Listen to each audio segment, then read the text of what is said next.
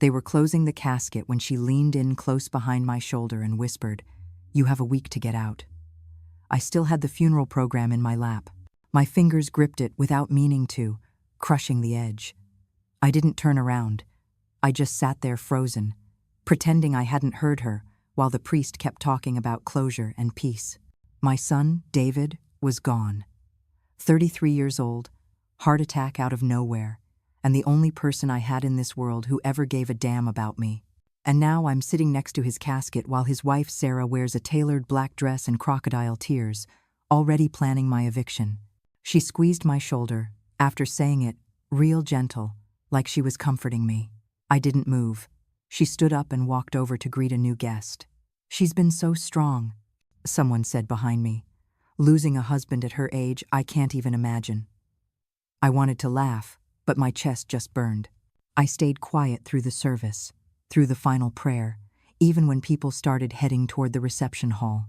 When it was time to leave, Sarah made a point to help her grandmother to the car, but left me standing by myself. I rode with her in David's car, but she didn't say a word. The car smelled like his cologne, and I thought maybe that would break me, but I was too busy trying to figure out what game she was playing. At the house, she let everyone in. She gave a little speech about David's strength and humor and how much he loved family. I stood behind the kitchen island and said nothing. She passed out wine, made a toast, hugged people like a widow on television. But I noticed small things. The family photo by the stairs gone, his army medal case removed. She was scrubbing him out already. After everyone left, I went to my room. My room, the one I'd lived in for 7 years, and the door was open. My blankets were folded. The nightstand lamp was unplugged. I checked the dresser. Half my drawers were empty. My jewelry box was gone. The closet had boxes labeled "Mom's stuff." I stood there for a minute like my brain needed time to catch up. I walked out past the kitchen. Sarah was sitting at the dining table with a glass of wine, phone in hand. She didn't look up. I cleared my throat. "Did you move my things?" She finally glanced at me and said, "I was just organizing. There's a moving company I can call when you're ready." Then she smiled like it was a polite offer. I asked where my jewelry was. She said, "Some of it's in the safe. You wouldn't want to lose anything while people were in and out." I said I never asked her to touch my things. She sipped her wine. "David and I talked about this," she said. "It's not personal. We just assumed you'd want to move back to your sister's. I don't have a sister." "She knows that." I stared at her. "This is my home." She shrugged. "It was his home. He would have wanted us to have space to grieve." Then she picked up her phone like I wasn't even there. I walked out before I said something stupid. I went back to my room and checked the drawers again, trying to stay calm, trying to think. The box I kept under the bed was gone. I opened the closet and saw a bin marked "Old Docs." I pulled it down and dug through it. Receipts, old mail, warranty papers. Then I found it, my file folder with old medical records, bank papers, and my passport. I kept digging, heart racing. I didn't find the deed. The one with my name on it, the one David insisted we keep together back when they bought this house, and I helped with the down payment after he lost his job. That paper was supposed to be in this box. I checked twice. Sarah's voice floated down the hall. "Hey, do you want leftover salad or should I toss it?" I didn't answer. My hand was shaking now. The deed was gone. The next morning, the kitchen was silent, and the smell of coffee was already gone by the time I stepped in. Sarah was at the dining table typing on her laptop like it was any other Tuesday. She looked up and said, "Morning. Just checking a few quotes for movers." I opened the fridge. My name, labeled containers were gone, replaced by neatly stacked Tupperware that wasn't mine. "I didn't ask for movers," I said. She smiled without looking. "Right, but you said you wanted to handle things on your timeline. I figured it might help." She took a sip from her mug and clicked something fast. I went to the living room. My son's old recliner had been replaced with a fake-looking leather chair. His blanket was folded and stuffed behind the television stand like a dog bed. "Where's David's recliner?" I asked. She shrugged. It was old, didn't fit the room anymore. I stared at her. "It's been a week." She looked annoyed now. "It's been 9 days. I'm not going to sit in a dead man's chair, Susan." That was the first time she said my name, like it meant nothing. I turned and walked outside just to breathe. I sat on the porch steps, pulled out my phone, and called a lawyer David once recommended back when we were updating our wills. The secretary said he could see me that afternoon. I didn't tell Sarah where I was going. I just left. The lawyer, Mr. Davies, remembered David immediately. "Solid guy," he said. "I'm sorry." I told him what was happening, how Sarah claimed I had to leave, how my name had been on the deed, how the document was missing. He asked how long I'd lived there. 7 years, I said, since they bought it. He asked if I had any written record of paying into the down payment. I said I used a cashier's check. I still had the receipt. His eyes lit up. "Then we may have something." I asked him to explain. He said if my name was on the deed and I had proof of contribution, she couldn't force me out, not legally. He told me to find that cashier's check and, if possible, the original purchase paperwork. I thanked him and drove home with my hands gripping the wheel too tight. Sarah was on the phone when I got back, pacing near the hallway. "No, she doesn't know anything," she said into the phone, lowering her voice when she saw me. "It's handled." I walked past her and went straight to the attic. David had kept boxes up there from before they were married. Old school files, taxes, moving documents. I climbed up, heart pounding, and started pulling boxes open.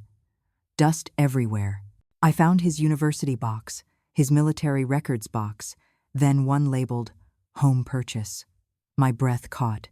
I yanked it out, sat on the attic floor, and started flipping through it. Closing statements, home insurance, bank loan approvals, and then there it was, a manila envelope marked Final Deed. I opened it and stared. My name, my signature, his, dated, notarized, filed. I sat there for a second, letting it sink in. Sarah was bluffing. She either didn't know or she knew and hoped I didn't. I tucked the folder into my coat and climbed down. She was standing at the bottom of the attic ladder. "Looking for something?" she asked, eyebrows raised. I looked her in the eye. "Just some old paperwork. Nothing important." She smiled tightly. "That's good. I wouldn't want you to get stressed." Then she turned and walked toward the kitchen like we hadn't just had a silent showdown. That night, I made copies of the deed and scanned it into my email. I created a folder labeled For Lawyer Only. I wasn't stupid. She thought she was ahead, but now I had leverage. I just needed to move carefully. Around 9 p.m., she came in with 2 glasses of wine and said, "I figured we should talk, clear the air." I took the glass but didn't drink. "Okay." She sat on the couch across from me. "I know things have been tense, but David always said this house was for us, for our future family." I said nothing. She looked down at her glass. "I don't want it to get ugly. I just want to move forward." I stared at her hand, left ring finger, still wearing his wedding band. She looked up. "You understand, right?" I asked. "Have you spoken to a lawyer?" Her face twitched. "No, I didn't think it was necessary." I smiled. "Maybe it is."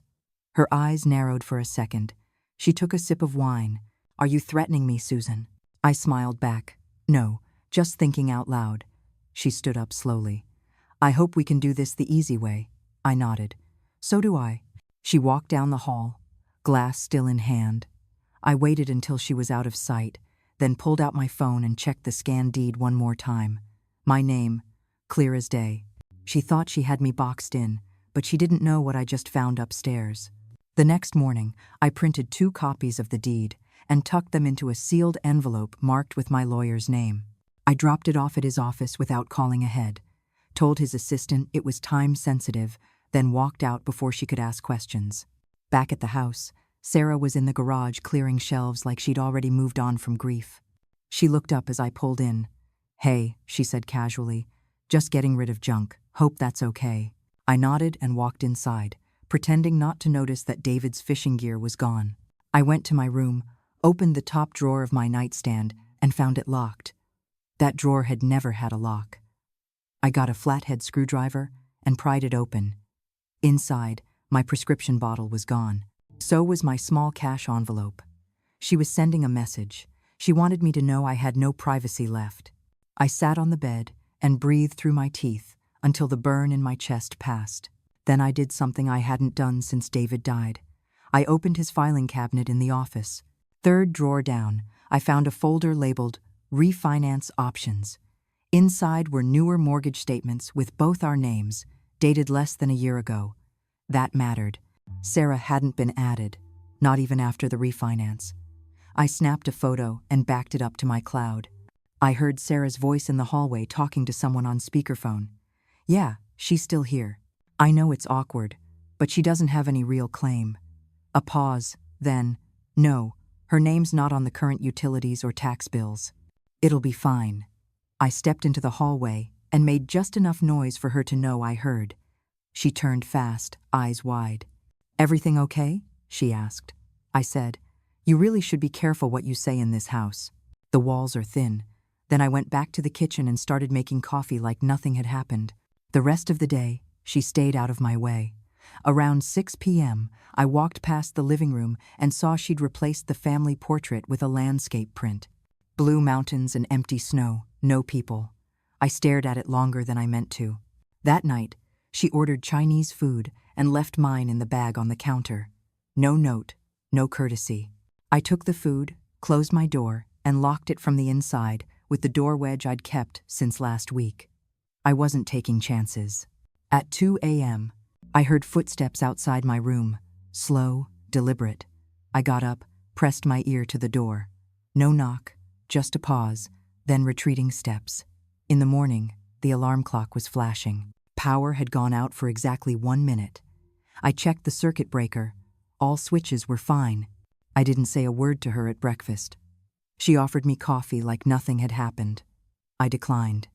Then I went back to the lawyer. This time, I sat down across from Mr. Davies and handed him the photos, refinance documents, and deed copies. He reviewed them one by one, nodding. She has no legal standing, he said. Her name never appears, and you've contributed both financially and residentially for over 7 years. If she tries to evict you, she'll lose. I asked if I could file preemptively. He nodded. We'll draft a notice of shared ownership and prepare a legal response to any false claim. If she serves you anything, we respond immediately. I asked about my risk. He said, only if you lose your documents. Keep them safe and stay calm. I drove home with a new kind of silence in my chest. Not grief, not fear, but focus. When I walked in, Sarah was folding laundry on the couch. She looked up and said, Did you go somewhere? I said, Just needed fresh air. She raised an eyebrow. You seem confident, all of a sudden.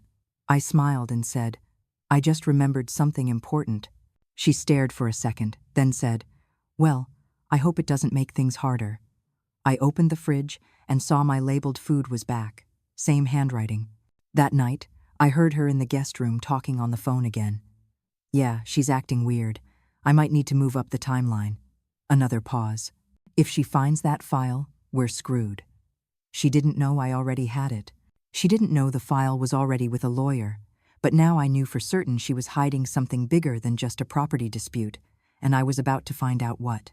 3 days later, Sarah hosted what she called a grief gathering for David's friends and coworkers, something she announced casually over coffee as if it were a birthday brunch.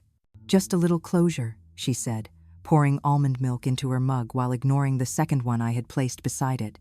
She didn't ask me to help prep for it, which was fine. She barely acknowledged me at all that week, except to ask me to keep the guest bathroom clean and to not mention any personal matters if I spoke with anyone. I didn't argue, said nothing, but I watched. I watched as she brought out David's old bar cart and stocked it like she was throwing a cocktail party, watched her line the counter with mini quiches and imported crackers like we hadn't just buried him. The first guest arrived just after 6, David's friend Mike from work. He gave me a long hug and whispered, He talked about you all the time, said you were the one person he could always count on. I nodded, holding back tears. Then came others, neighbors, co-workers, a few of Sarah's Pilates friends. Some I recognized, others I didn't. Sarah floated through the room like a gracious host, glass in hand, giving little speeches about David's generosity and light. I stood near the back wall, watching her smile at strangers while ignoring the fact she'd gutted his room and thrown out his books. At one point, someone asked me how I was holding up. I said, As well as I can be, considering I still live here. The woman looked confused. I added, David and I co-own the house. Sarah's handling things now, but I still live here. Her eyebrows lifted.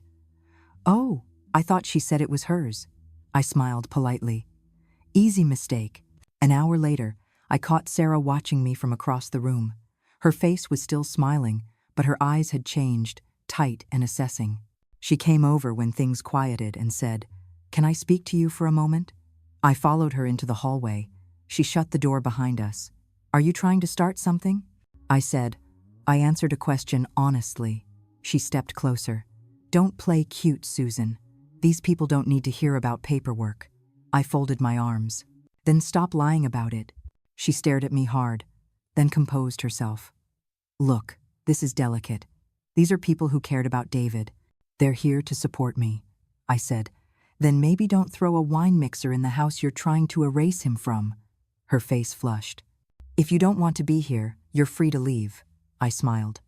Oh, I'm not going anywhere. She leaned in close, whispering just like she did at the funeral. You think you're clever, Susan, but you don't know how this works. I'll make sure you regret staying. Then she walked out with that same polite expression and greeted the next guest like we hadn't just hissed threats at each other in the hallway. The rest of the evening, I stayed quiet.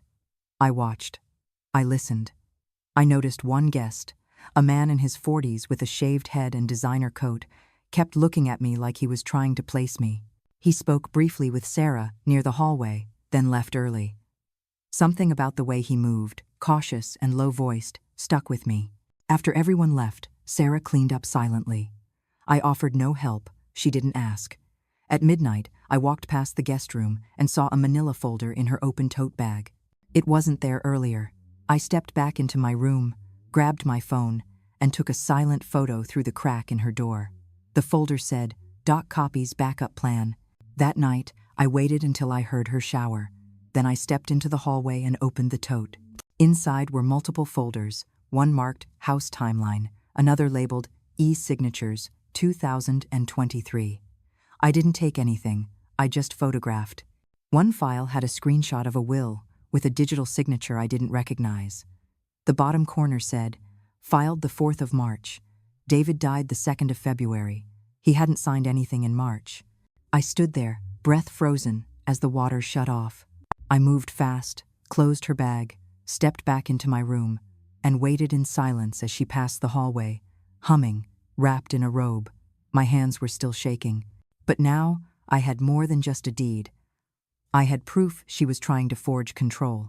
Something bigger was happening here, and tomorrow I was going to dig even deeper into whatever E-Signatures 2023 was supposed to cover. I woke up the next morning to the sound of sniffling in the kitchen. Not loud sobs, just a delicate pattern of quiet crying meant to be overheard. And when I walked in, Sarah was standing by the sink in her robe, holding a crumpled tissue and staring out the window like she was in a soap opera. But as soon as she noticed me, she turned around and wiped under her eyes with the edge of her palm, forcing a smile like she was being brave for someone, and said, I'm sorry, sometimes it hits me all over again. And then she placed a hand on her belly, not dramatically, but just enough that I noticed, and I froze because that was new. And she looked up and said softly, I didn't want to say anything until I was sure. I'm pregnant, Susan. And for a full 5 seconds, I couldn't speak, couldn't move, because it didn't make any sense, not after everything I'd seen, and not with the timing. And I asked, how far along? And she replied quickly, 8 weeks, maybe 9. And that snapped everything into place because David had been dead for 10. And I just stared at her, trying not to show the alarm ripping through my chest while she walked over and placed the sonogram photo on the table like a trump card. And I picked it up, turning it slowly, noticing the corner, her name, the clinic, and the date printed in clean black type. Not 10 weeks ago, but 4. And that was the moment I realized the pregnancy had nothing to do with David at all, and everything to do with control. And she said, I used a donor. David and I had talked about it, just in case. He wanted me to have a piece of him. And I knew in that second that it was a lie, that David would have told me something that major. And I looked at her and said nothing, just handed the photo back without reacting. And she added, I hope you understand now why it's so important for me to have stability for the baby's sake. And I realized then she was setting up a sympathy narrative, something she could use in court if it came to that. The grieving widow expecting a child and being forced to share a home with an unstable mother-in-law. And I nodded slowly and told her, "That changes things." And her whole face softened like she believed I was folding, like her little performance had worked. But the second she left the room, I grabbed my phone, pulled up the photo I'd taken of the document in her bag, and matched the sonogram date with the file date. 4 days apart, both from the same week, both planted like evidence. And I forwarded them to Mr. Davies with a short message, "We need to talk." And within an hour, he called me back and said, "This actually helps us. If she's claiming dependency or emotional hardship, we can force her to show medical records and timeline consistency." And I asked, "What if she faked the entire thing?" And he said, "Then it's fraud. And if you keep documenting this calmly, we'll win before it ever reaches trial." And I said, "She's trying to bait me into reacting." And he replied, "Then don't." And I didn't. I kept quiet. I cleaned the bathroom. I folded laundry. I smiled when she made little comments like, "This baby's going to need so much space," or, "It's going to be hard raising a child in a hostile environment." And each time she looked at me like she was gauging how close I was to snapping, and I just nodded and kept my mouth shut until that Friday when I got an envelope slid under my door in a manila folder marked "Urgent 48 hours notice." And inside was a typed document, clearly not court-filed, stating that I had 48 hours to vacate the property due to emotional instability and personal threats. And I sat there staring at it, heart pounding, not from fear, but from how sloppily she just handed me a lie I could crush with one email. And as I reread it, I noticed one final line at the bottom that made my skin crawl. "Failure to vacate will result in law enforcement involvement and potential elder neglect claims." And that was it. That was the card she'd decided to play. She was going to paint me as a dangerous old woman in court, unstable and violent, even though I'd done nothing but make toast and fold towels. And now she was forcing a move, triggering a panic, hoping I'd run before I fought back.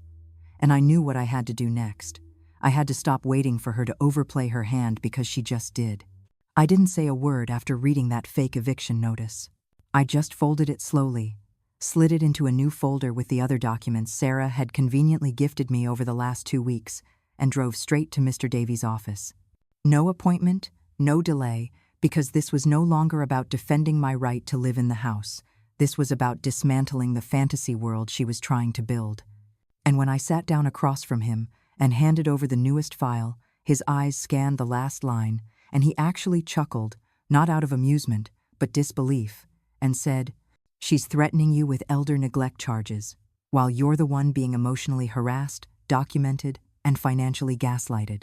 And I told him everything about the fake pregnancy timeline, the IVF clinic label, the donor date, the staged photos, the phone calls I overheard at night, and the conversations I baited her into without ever raising my voice. And he said, "We're beyond civil conflict now. This is pre-fraud litigation territory. And if she's altered financial documents or used your identity in any capacity, we could be looking at criminal charges." And I asked, "What's the fastest way to prove it?" And he said, "We request a discovery subpoena on her digital records, emails, text logs, medical submissions, banking." And I said, "Will a judge even grant that?" And he replied, "If we show the forged eviction, pregnancy inconsistency, and misrepresentation of the deed ownership all documented, we don't just have a case, we have leverage." And I sat there breathing in the fact that for the first time since David died, I wasn't surviving anymore. I was about to flip the script on the person who thought she could erase me. And on my way home, I stopped at a print shop and ordered 3 bound copies of everything. The deed with my name, the refinance record, the ultrasound photo with the false date, the text of the eviction threat, the names of every person who saw her try to rewrite the house's history during the grief gathering. And I labeled the binder spine, "Case File, Sarah." Then I put 1 copy in my safe deposit box, 1 at my lawyer's office, and 1 under the floorboard of my closet, where she wouldn't find it even if she tore the place apart.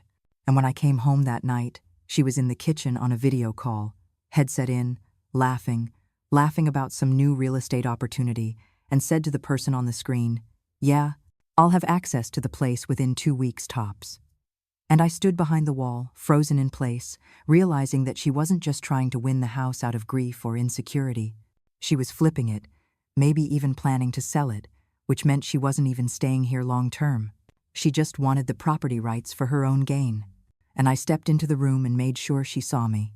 Didn't say anything, just walked to the fridge, pulled out a water bottle, and stared at her until she ended the call. And she turned slowly and said, "Do you need something?" And I said, "Just a heads up. If another envelope comes to my door, make sure it's court-stamped. Anything less goes straight to my attorney." And she blinked fast like I'd slapped her, then said, "Are you threatening me now?" And I replied, "You started the paperwork war, Sarah. I'm just keeping mine legal." And I walked out before she could reply. And that night, I did one last thing. I opened David's old email account, which he'd once shared access to when I helped him job hunt years ago. And the password, his favorite song lyric plus his service number, still worked. And what I found wasn't much, mostly job applications and bills. But then I found a flagged folder marked Estate. And inside were PDFs, including one labeled Draft Will Feb 2023. And when I opened it, I stopped breathing, because the signature at the bottom didn't match his handwriting. The notary seal was cropped and reused. And worst of all, the document listed Sarah as sole heir and property owner with no mention of me, even though the date was 1 week before his death. And I printed it without touching a thing, heart pounding, realizing this was it, the thing she was trying to hide, the file she must have buried in the folder I'd seen in her tote. And this version had metadata from her computer name. Not Aaron's, not a legal firm, just Sarah K. Drafts. And I sent the file straight to Mr. Davies and wrote, "She forged his will," and I didn't even flinch as I pressed send. The next morning, Davies called me before I even finished my toast. His voice calm but firm as he said, "We're filing today." And that was the moment everything shifted from quiet defense to active offense, because now we had digital proof of forgery, proof of intent to defraud, proof of manipulated legal documents with a traceable computer signature. And he walked me through our next moves step by step, filing a motion to freeze any transfer of the property title, requesting a court review of the will, submitting a fraud alert through the probate court, and placing a protective notice on the house to stop any unauthorized sale or refinance attempt. And he added, "You don't have to serve her. The court will." And I nodded, even though he couldn't see me, because finally someone else was going to speak for me, and I wouldn't have to keep pretending I was powerless in the house I helped pay for. And by noon that day, Sarah must have felt something shift, because she got weirdly friendly, offering to make lunch, asking if I wanted to help her shop for baby things. And when I said no, she tilted her head and asked, "Are we good?" And I just smiled and said, "We'll see." And that afternoon while she was out, I got a call from a process server who said, "We'll be delivering a set of papers later today. Do not engage." And I said, "Trust me, I won't." And I sat on the couch with the blinds open and waited. And around 5 p.m., she pulled into the driveway in her new SUV, 2 shopping bags in hand. And the second she stepped onto the porch, a man in a gray jacket appeared from his car, walked up the steps, and said her full name with a clean, practiced tone. And she paused, confused, said, "Yes." And he handed her a thick envelope and said, "You've been served. Probate fraud and property injunction." And she blinked, lips parting, and asked, "What the hell is this?" And he said, "You'll need to read it," then walked away without another word. And I watched her from the living room window, holding the envelope like it had weight, staring at the seal. And then her eyes flicked toward the house, toward me. And I didn't move, didn't blink, just sat there until she came inside with quick steps and slammed the envelope on the dining table, opened it, scanned the first page, then the second. And I heard her whisper, "No, no, no." And then louder, "She's lying, this is all lies." And she turned to me and shouted, "What did you tell them?" And I stood up and said, "I didn't tell them anything. The documents did." And she threw the envelope onto the floor and stormed into the kitchen, muttering, "I'll fix this. This isn't happening."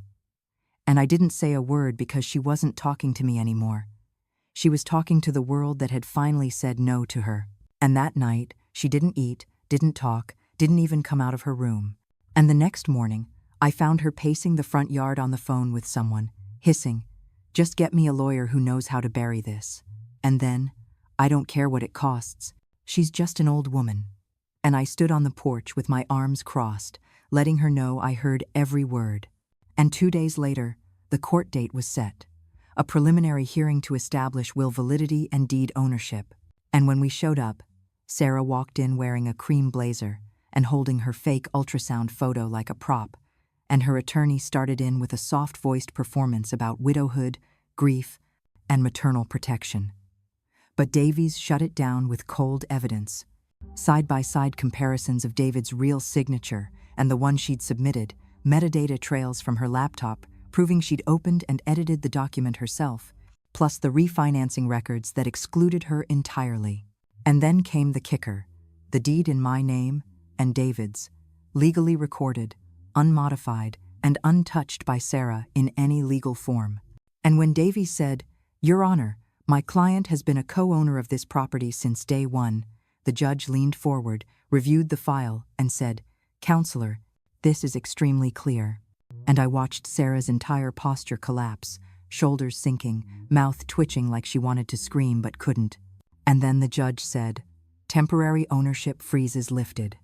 Miss Susan retains legal co-ownership. All eviction claims are void. As for the will, subject to fraud investigation."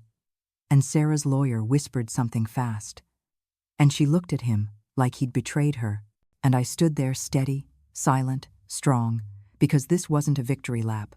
This was just the truth finally spoken out loud. And as we left the courtroom, Davies turned to me and said, "Now we wait to see if she pushes back or packs her bags." And when we got in the car, I checked my phone. I saw an email from the court system confirming full ownership recognition status. And I smiled, not out of spite, but out of relief, because she could twist stories and fake photos all she wanted. But now the law knew what she really was. The house was too quiet the next morning. Not peaceful, but charged, like the kind of silence before a storm. And when I walked into the kitchen, Sarah was already there, dressed in all black, like she was going to another funeral, sitting at the table with her untouched coffee and a legal pad in front of her filled with names and phone numbers.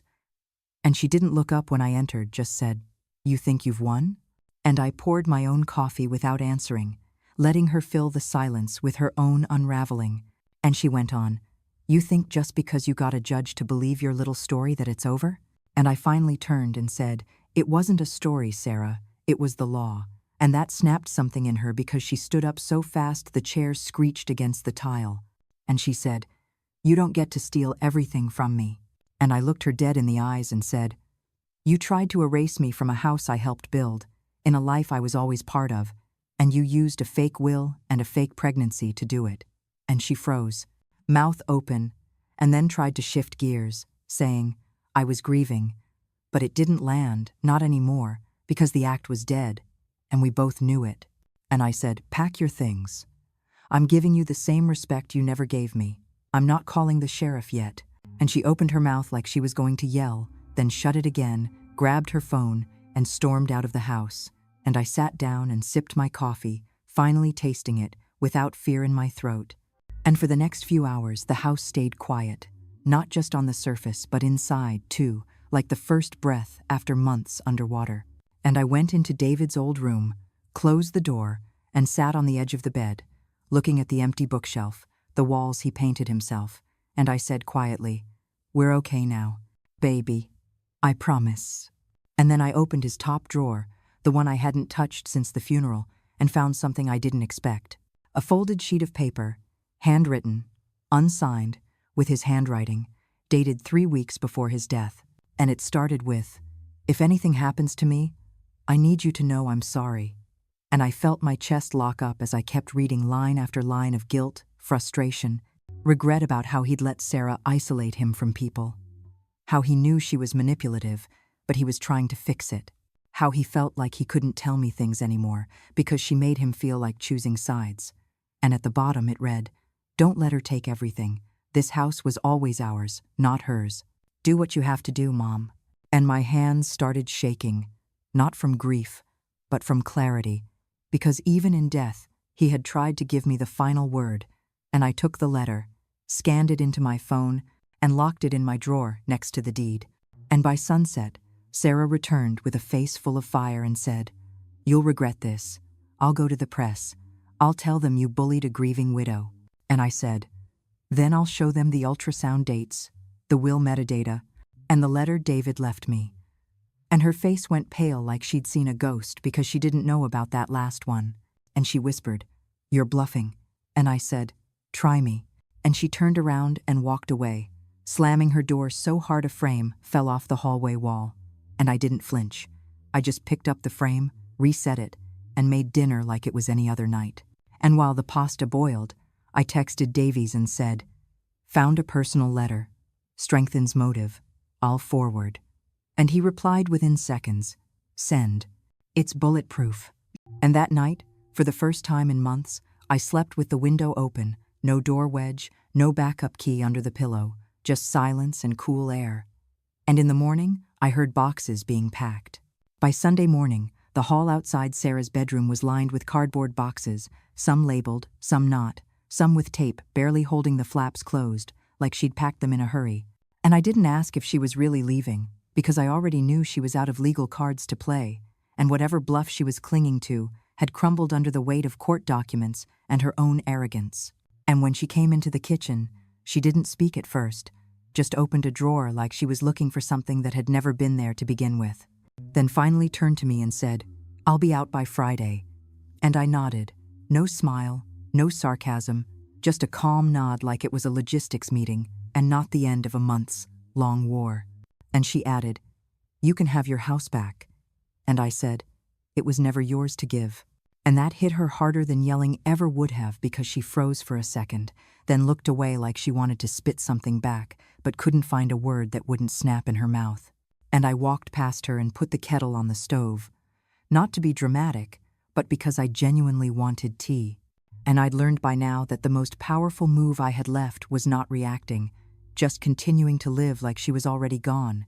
And later that afternoon, she had 2 friends over, loud voices in the hallway, helping her lift boxes, and I stayed in my room while they whispered things like, "She's insane," and "How did you even live here with her?" And I didn't say a word because those weren't questions worth answering. And then the next morning, she tried one last pathetic move. She called David's old friend, Mike, left him a voicemail that said I'd fabricated the entire case, that David never wanted me in the house, and that I was using elder abuse tactics to take everything from her. And what she didn't know was that Mike had already spoken to me, already seen the court papers and the letter David wrote, and he texted me the message right after he received it with just one line, "She's desperate." And I didn't respond because there was nothing else to say. And by Thursday, her car was loaded with the last of her things. Her face pale, makeup streaked under her eyes like she'd finally allowed herself to realize this wasn't just a legal loss. It was personal, it was public, and it was permanent. And she came to the door that morning holding her last bag and said, "You don't have to do this." And I said, "Neither did you." And she stepped back like she wasn't expecting that answer, like she wanted me to be dramatic, maybe scream or cry or give her one more reason to tell the world I was the villain. But I just stood there, calm and still, watching her process the truth in real time, that she'd played every card, burned every lie, and ended up exactly where she started, standing on a porch she never owned with a future she couldn't sell. And I opened the door and said, "You have until midnight." And she said, "Where am I supposed to go?" And I looked her in the eye and said, "Anywhere that isn't here." And then I closed the door, not to be cruel, but to be finished. And I watched from the window as she stood on the porch for a full minute, just frozen before finally walking to her car, slamming the trunk and driving off without looking back. And I didn't cry. I didn't cheer. I didn't feel triumphant. I just felt done. And when the sun went down, I turned off the porch light, locked the door, and for the first time in months, let myself sit in the quiet without listening for her footsteps or watching my back, because she was finally gone and the house was mine again, clean and unclaimed. And I thought that was the end of it, until I walked into the living room and saw the small flash drive she'd left behind on the coffee table, unlabeled, silver, just sitting there like bait, and my stomach turned because Sarah never left anything behind unless she wanted it found. I stared at the flash drive on the coffee table for a long time, not touching it, not moving, because I knew Sarah didn't leave it by accident, not after everything she'd done, not when every move she made was calculated and dressed in fake sincerity. And I thought about leaving it alone, throwing it out, pretending it didn't exist. But after everything I'd survived, I wasn't going to end this story with a loose thread. So I plugged it into David's old laptop, the one she never touched because she said it smelled like dust and grief, and waited as the screen lit up. One folder, no password, just a single file labeled Open Me. And inside it was a video, grainy at first, then clearer as the camera steadied, showing Sarah sitting in David's home office, the same chair I just used to check my email that morning. And she looked straight into the webcam and said, "If you're watching this, then I'm either gone or you think you've won." And her tone was calm but smug, like she was still playing chess in her head. And she went on, "I did what I had to do, and maybe I crossed a line, but you were never supposed to stay here forever, Susan. You were a placeholder, a guest who overstayed her welcome." And then she leaned forward, eyes hard, voice lowering. "David wanted to ask you to leave before he died. He just didn't have the guts to say it." And I paused the video, my jaw tight, heart racing, because even now she was trying to plant seeds of doubt, trying to dig at the one thing she could never take, my bond with my son. But I hit play again and watched as she said, "I told him we could build something if we had space, if he could finally let go of the past. But he was weak. He couldn't cut the cord, so I had to do it for him." And then she smiled like that was some kind of victory, like isolating him from me was an act of love instead of control. And she ended the video with, "You can keep the house, Susan, but you'll never forget this." And the screen went black. And I sat there for a moment in the silence that followed, not angry, not even surprised, because that had always been her, controlled, cruel, always needing the last word. But what she didn't know was that I already had the only thing that mattered, David's handwritten letter, the one she could never fake or overwrite. The one where he said, "I'm sorry," and told me the truth she'd spent months trying to bury. And I pulled that letter out of my drawer, held it beside the still frame of her face on the laptop, and felt nothing but peace. Because in the end, it wasn't about proving who was right. It was about surviving long enough to see her lose control. And I ejected the flash drive, tossed it into the trash, and deleted the file from the laptop. Not because I was afraid of her lies, but because I didn't need reminders anymore. The war was over, the house was quiet, and every room was finally mine again. And that evening, I unpacked the last of my things from the boxes she had once labeled for removal, put David's photo back on the entryway shelf, lit a candle in the kitchen, and sat at the table alone. Not lonely, just still, just present, just free. And as I sipped my tea and listened to the silence that no longer carried tension or fear, I looked out the window at the porch she'd once tried to claim and whispered, "My house, my rules," and smiled because for the first time since the funeral, I could breathe in a space that belonged entirely to me. Not because I fought for it, but because I never let her take it.